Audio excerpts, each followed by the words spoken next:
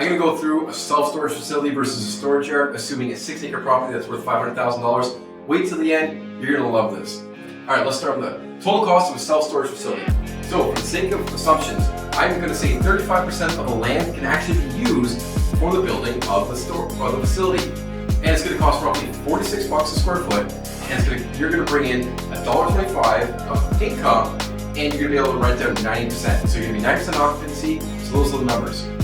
Let's get into it. Total cost of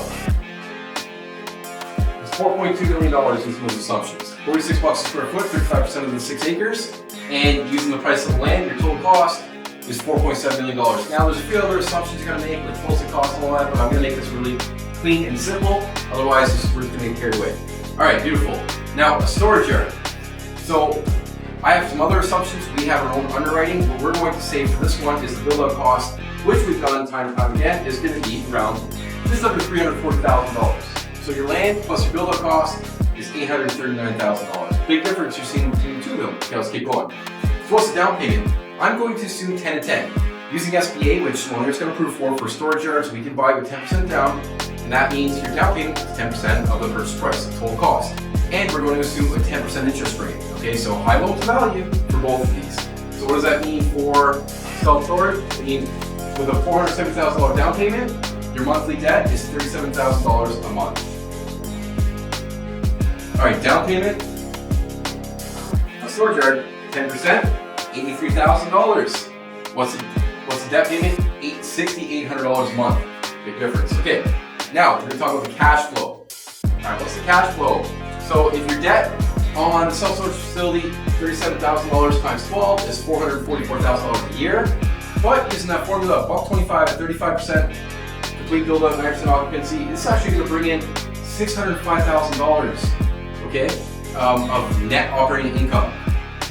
So your debt's $444,000. Your income, this is your net operating income. So again, 9% occupied, and we're using a 30% expense ratio at $1.25 square foot. This is bringing in $605,000 a year. Now after your debt service, what's the cash flow? $160,000, $867. Let's check out a storage yard. Now, your debt, $82,000, your payment's a lot less. So we take $6,800 a month, multiply by 12, your total debt for the year is $82,000. Now, your net operating income is a lot higher. We have our assumptions with our underwriting, which have been used and validated, except the only difference, our expense ratio is a lot less. It's 25% rather than 30. It's actually lower than that, but just for conservative purposes, we're gonna say that. I mean, just look at the two of them. We don't have a big CapEx, big insurance costs, big property tax costs. It's a lot less expensive.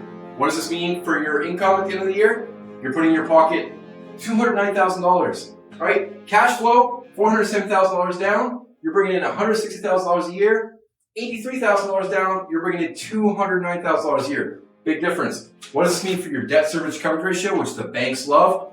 On a self-storage facility, by the way, this is underwritten to actually be a feasible development project in today's rates. This is a doable project, 1.36. The banks like to see 1.25. What does it mean for a storage yard? 3.54. Big difference. Future market value. So with net operating income of $605,000 at a 7 cap, this makes it worth $8.6 million. So it's a big deal. What about your storage yard? We're using an 8.5 cap. Lower cap, okay, typically means has nicer buildings, better area. 8.5 cap, it's storage. So you could compare this a little bit to boat and RV. I think these are reasonable. So 8.5 cap divided by your net operating income, $291,000, gives you a future market value of $3.4 million. Now, ROI, I could have done this many different ways. So people like, see, what's my cash on cash? What's my IRR? What's my equity multiplier? Okay, there's like 30 different ways to say this. All I'm gonna do is, what's your ROI on time? How many months till you get your down payment back? All right, self-storage facility, if your down payment is $470,000 and basically you're netting $13,405 a month, it's gonna take you 35.12 months before you get your down payment back, and that's a fully occupied. What's this for a storage yard? 4.8 months. Your down payment, $83,000 divided by your net operating income per month, 4.8 months. Big difference. If you want to learn more about storage yards, give us a follow. We'll teach you more.